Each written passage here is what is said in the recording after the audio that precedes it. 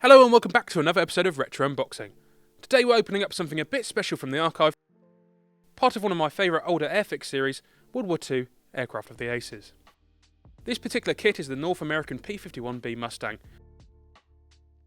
released as a special edition celebrating Lieutenant Henry W. Brown. The Aircraft of the Aces range was all about celebrating some of the most remarkable pilots of the Second World War,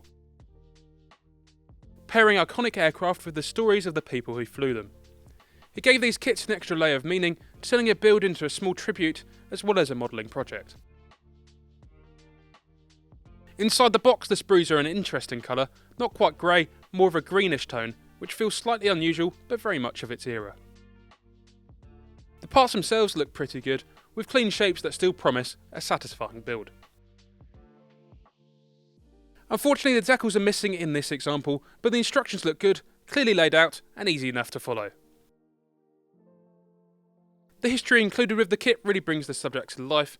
Lieutenant Henry W. Brown was the 355th Fighter Group's leading ace, credited with 17 aerial victories, and a further 14 aircraft destroyed on the ground during strafing attacks on enemy airfields. Flying the P51B Mustang, he helped demonstrate just how decisive the Mustang would become, combining long range, speed and firepower in a way that changed the air war over Europe. Even without the decals, there's something very appealing about this kit. It captured the spirit of a series that understood aviation history isn't just about machines, it's about the people behind the controls. So here's a question.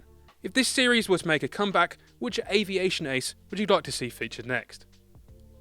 And if you've enjoyed this look back through the archive, don't forget to like and subscribe for more retro unboxings.